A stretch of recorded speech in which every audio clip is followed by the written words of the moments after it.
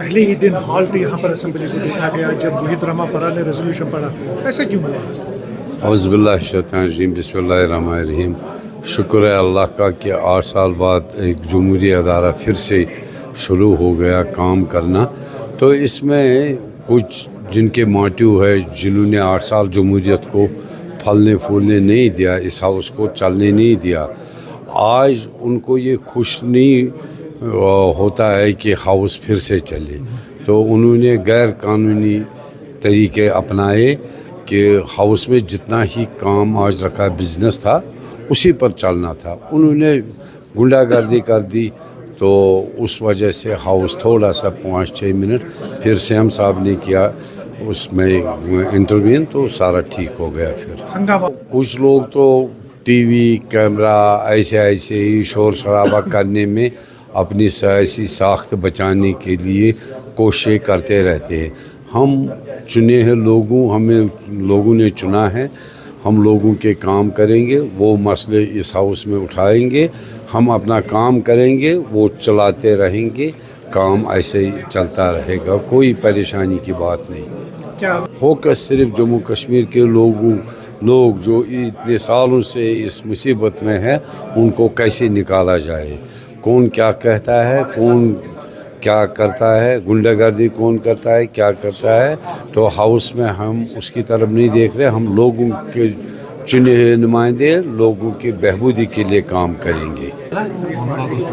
Sir, यहाँ पर आज डिस्टर्ब पहले ही असेंबली को देखा गया जबकि रेजोल्यूशन पढ़ा गया 370, जबकि आप भी उसी की मांग कर रहे थे, तो डिस्टर्ब क्यों यहाँ पर असेंबली? देखिए, रेजोल्यूशन पढ़ा नहीं गया।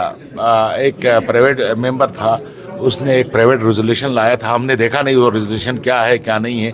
उसने एक कागज़ हाथ में थमा दिया, उस पर शोर शराबा उठा, और वो क्लियर सीएम साहब ने किया कि भाई रेजोल्यूशन जो है वो बजट सेशन में प्राइवेट रेजोल्यूशन आ सकता है। आज कोई रेजोल्यूशन अगर आएगा तो गवर्नमेंट की तरफ से आएगा, और क्योंकि रूल्स के तहत असेंबली चलती है, तो उस पर ऑनरेबल सीएम साहब ने कहा कि अगर कोई रेजोल्यूशन लाना है तो गवर्नमेंट की तरफ से आएगा, प्राइवेट रेजोल्यूशन नहीं ला सकते। हमें पता नहीं वो रेजोल्यूशन क्या था, आपने भी नहीं देखा, हमने भी नहीं देखा, आप हाउस में बैठे थे, तो हमें पता नहीं वो रेजोल्यूशन नहीं क्या था। बट अपोजिशन ने चलाना स्टार्ट किया और दोनों तरफ से आर्ग्यूमेंट हुई।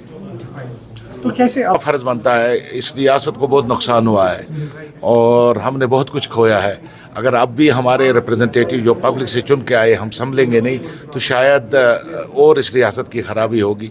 हाउस चलाना खाली ट्रेजरी बेंचेस का काम नहीं है, ये अपोजिशन का भी काम है। सबको मिलजुल के इस हाउस को चलाना है और उसकी डिग्निटी को बहाल रखना, ये हम सब का फर्ज बनता है। लॉ एंड ऑर्डर का जहाँ तक मसला है, सिक्योरिटी का मसला है, वो होम मिनिस्ट्री के अंडर आता है। ये सवाल आपको उनसे पूछना चाहिए, क्यों हो रहा है, कैसे हो रहा है। जहाँ तक हमारा सवाल है, हमारा इसके साथ कोई वास्ता नहीं है।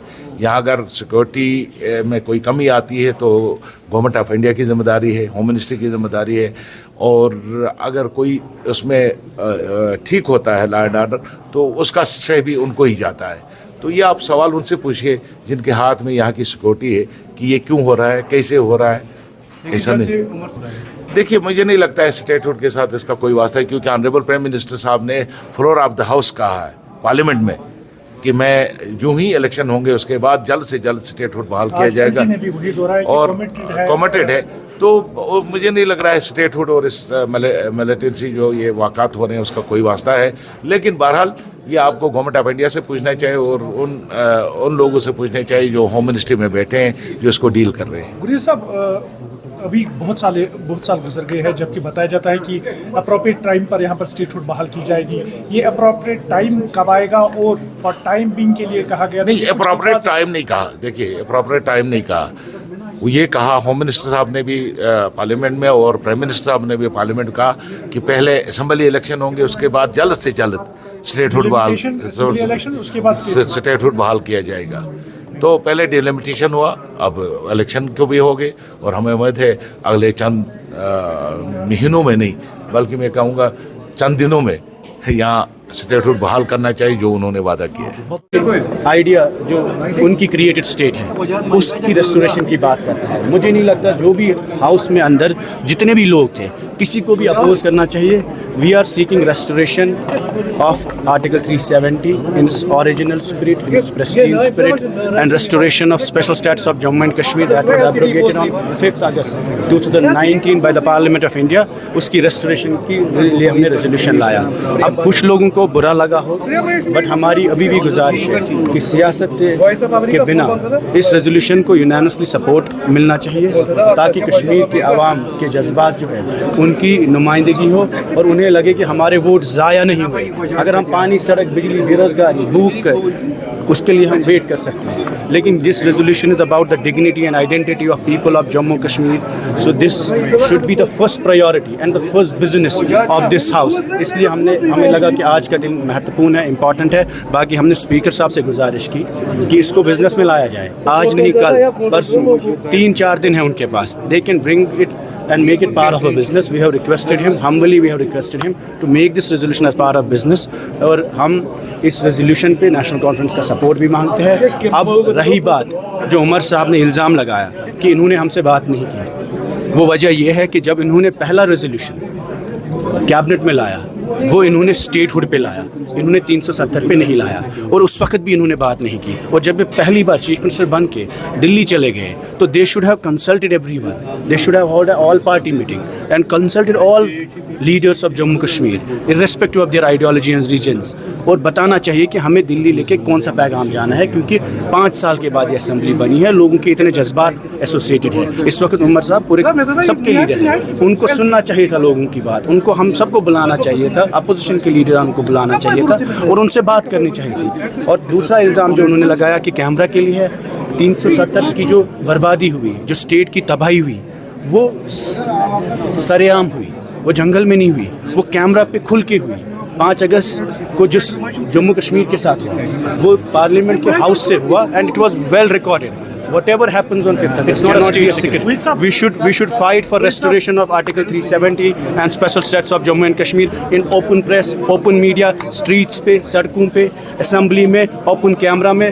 Yes, this is an exercise also to address media because it's very important so that the people of Jammu Kashmir know and the people in the mainland country know कि कश्मीर के लोगों ने जो फैसला लिया इस मुल्क के साथ चलने का, इलाहाक के साथ चलने का, we are with that move, but at the same time we want our dignity, our identity, our interests, our state to be protected and our rights।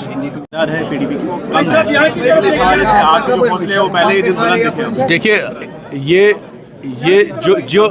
जो रेजोल्यूशन हमने लाया ये PDP का रेजोल्यूशन है, लेकिन जो बात हम इस रेजोल्यूशन में कर रहे हैं उसी पर शेख अब्दुल्ला साहब ने अपनी पूरी सियासत की है। We are seeking the restoration of Sheikh Abdullah's legacy. We are seeking the restoration of a state which was created by a Jammu Hindu Maharaja. तो हमने कोई एंटी नेशनल रेजोल्यूशन नहीं लाया और हम ये कहते हैं असेंबली में लाया है।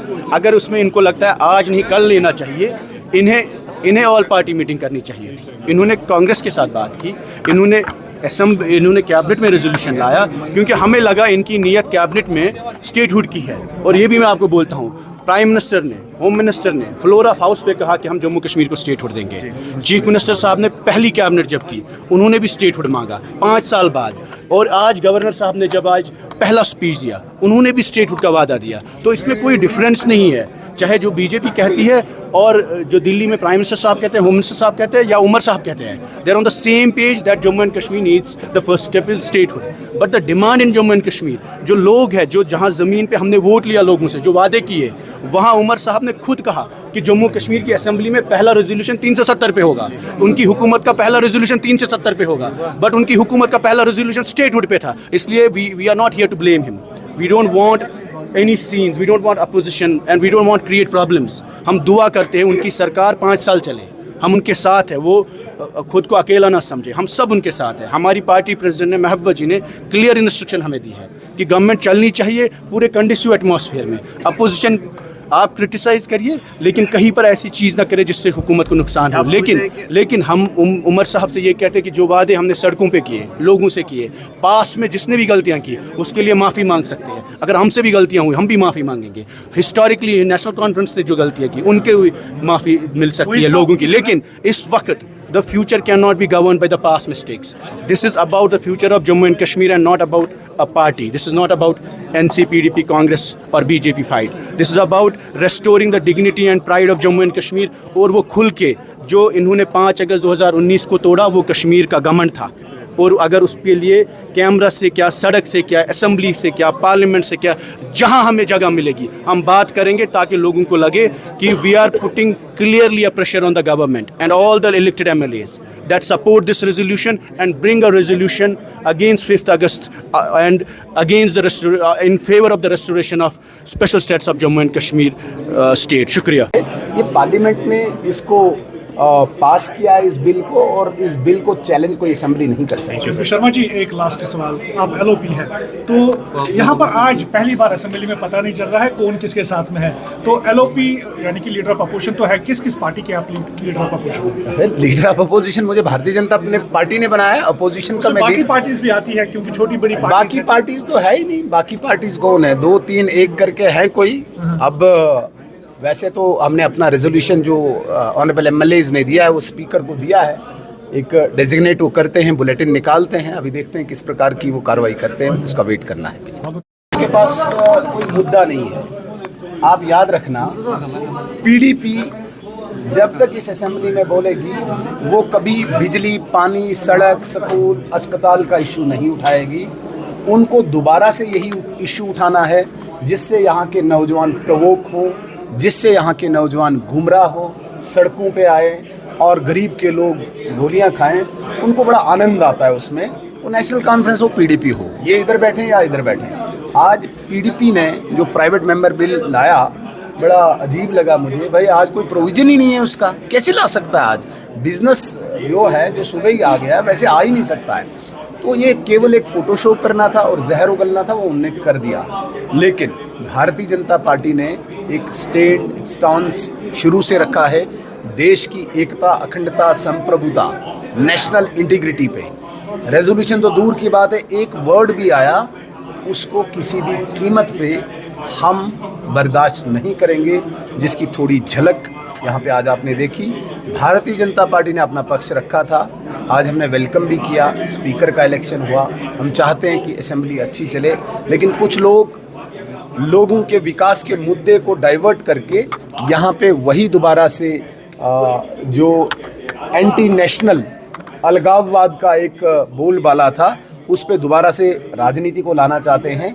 हम वो करने नहीं देंगे, हम वो लाने नहीं देंगे। उमर अब्दुल्ला ने कहा है कि बैठेंगे, कैसे रेजोल्यूशन लानी है, कैसे उसको पास करना है, उस पर भी चर्चा बाद में होगी। तो हिंट है, संकेत है कि आने वाले देखिए सर ये बड़ी बदकिस्मती है उमर अब्दुल्ला साहब को भी। मैं क्या कहूँ, उन्होंने केवल झूठ बोला है, यहाँ के लोगों को झूठ बोला है।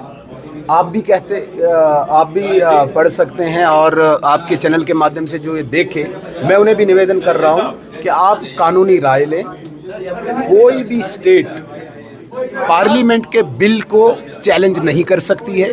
पार्लियामेंट कॉन्स्टिट्यूशनल एक इतना बड़ा मंदिर है जहाँ पे 543 इलेक्टेड मेंबर बिल पास करते हैं। वो किसी भी स्टेट को यूटी में कन्वर्ट कर सकते हैं। यूटी ये जो डिमांड थी कि एक्सपेंड किए जाए, जो वोट्स है वो एक्सपेंड किए जाए, क्या वो demand? Jammu and Kashmir is single unit. Kashmir अलग और जम्मू अलग नहीं है।